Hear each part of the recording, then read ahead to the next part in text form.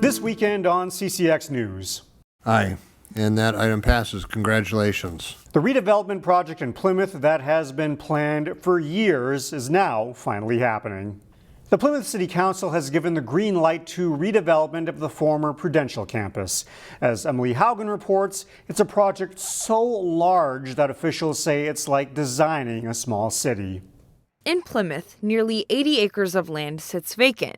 For now. This project is probably one of the biggest projects that any of us will see in our careers. Planning and Development Manager Chloe McGuire says the former Prudential campus has been the subject of council conversation for the last 2 years. It's in a critical location, Interstate 494 and Bass Lake Road. It's almost like designing a small city in and of itself, where most of our redevelopment sites are significantly smaller. Now, after a unanimous vote Tuesday, it's moving forward with construction. First and foremost, in terms of construction, what you'll see is demolition of the building. So that's ongoing right now. It might not look like it from the outside, but we've got interior demo going, asbestos abatement. The building will start to come down mid-April. By keeping this water and much of the property's green space, Plymouth hopes to create a waterfront that's similar to Centennial Lakes in Edina. The mixed-use development includes Summit Orthopedics, retail space, a business park, a grocery store, and apartments. I feel like it's a celebration for us. I do think this is a big win for the city, this huge park, all of these amenities that we're hearing residents ask for. McGuire says other specifics are to come. For now, one thing is known. It looks like the project should be complete in 4 to 8 years. That is Emily Haugen reporting. 3 apartment buildings are planned for the site, totaling roughly 1,000 units. What is life like as a mixed martial arts professional fighter? This weekend, we enter the gym to get an up-close look with a man from Brooklyn Center. Mixed martial arts has a growing group of up-and-coming stars. Kevin Miller introduces us to one of them in Brooklyn Center. In a nondescript Brooklyn Center warehouse, nice, good movement. Quang Lee is training. 1, 2, 3, 4. Bang, bang, bang, bang. They call him Quang Bang. He lulls people in, he moves around a little bit, and out of nowhere, you're going to get that shot. He has a really good heavy shot. He trains at the Academy, a martial arts gym that has trained champions like Brock Lesnar. We try to mix in all the combat arts, wherever somebody wants to gravitate to, or all of them. In fact, the Academy drew Lee to move to Brooklyn Center.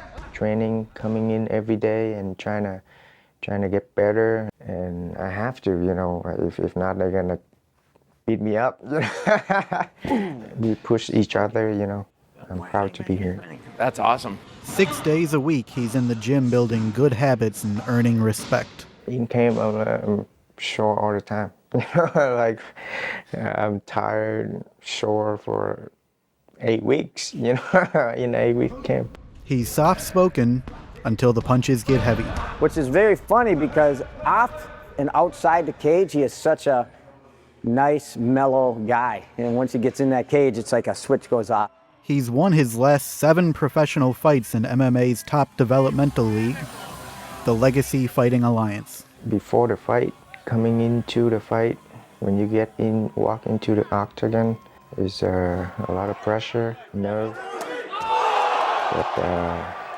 But when the fight is over and you get your hands raised, it's the best feeling. His next fight is in April. Wow, yeah. With more wins, he could move on to the biggest stage. My dreams is to be in the UFC, and I think I have probably a couple more fights to get there. Until then, he'll keep grinding it out with his Brooklyn Center martial arts family. I believe in myself and I go for it. In Brooklyn Center, Kevin Miller, CCX News.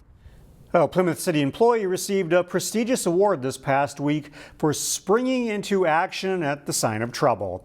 It's a moment she spent years training for. Emergencies can happen at any time. Last year at the Sunshine Factory in Plymouth was one of those times. Megan Sheffy happened to be present. And while I was out with my friend, a kid started choking nearby, and I ran over to go help him. I performed life-saving movements and motions to help save his life.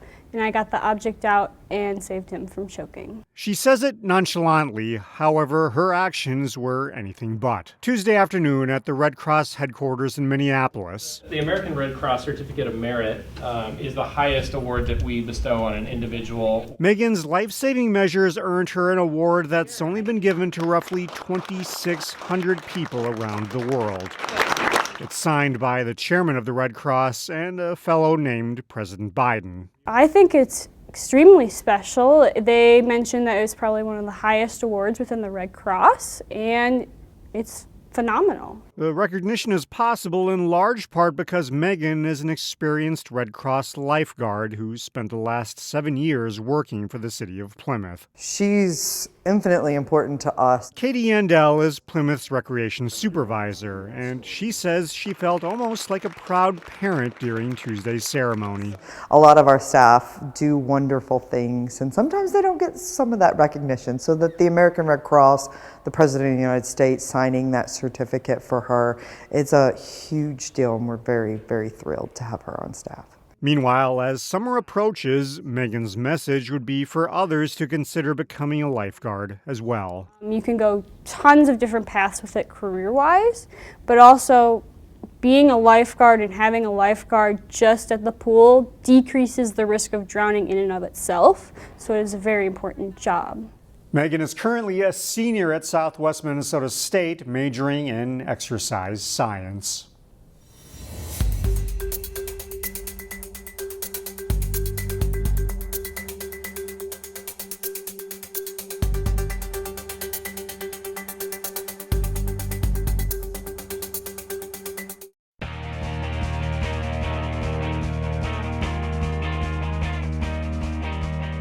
The Maple Grove boys basketball team lost a close game to Park Center in the Section 5 4A final.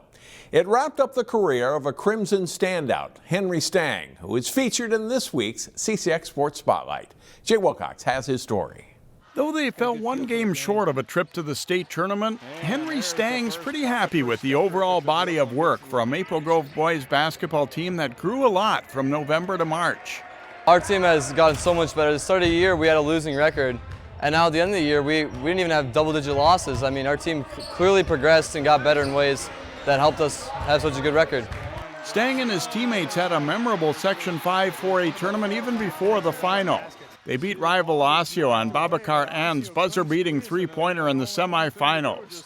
And before that, Stang broke the school record for points in a game with 45 against Roseville in the quarterfinals, bettering future Wisconsin star Brad Davison's mark. Oh, I actually was next-door neighbors to Brad Davison back in the day, and I loved him. He was such a good person. I was like, he even texted me after I beat it, congrats, and I thought that was a huge part.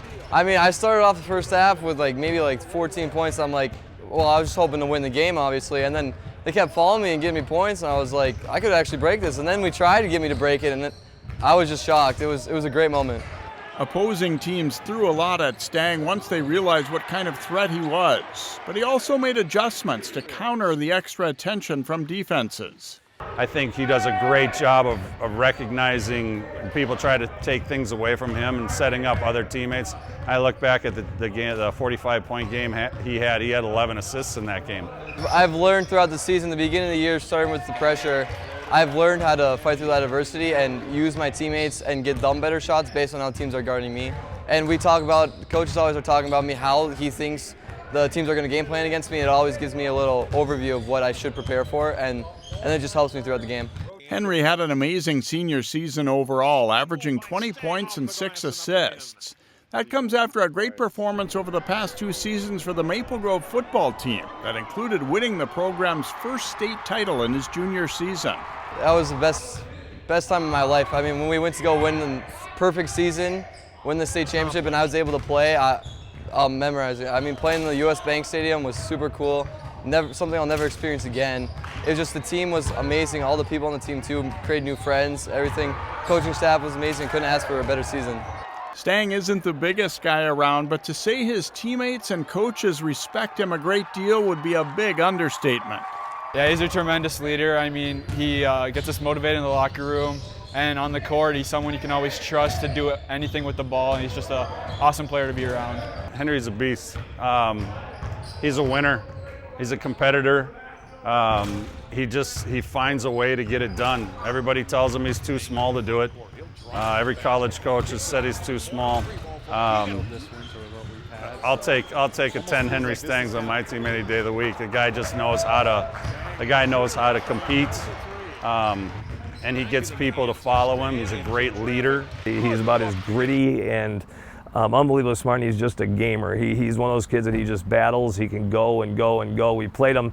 I mean, he had 30 tackles in the 2 games at U.S. Bank in our state championship season. I think he had 16 against Lakeville South and 14 against Rosemont. Henry's about as mentally tough as you get, and he's just a winner. And that's the best thing I can say. I mean, he's a smart kid, but he doesn't get off the bus and scare you. But boy, once he starts playing, he is a competitive sucker. Despite being a very successful athlete, Stang plans to end his career at the high school level. He'll attend the University of Arizona and hopes to get into the medical field. Does a basketball season like he had this winter give him second thoughts about passing up a college career? I mean, it runs through my head every once in a while if I should reconsider, but I'm pretty fine with my decision, and I feel like ending it with this team right now and how successful we've been would be a perfect run. For the CCX Sports Spotlight, I'm Jay Wilcox.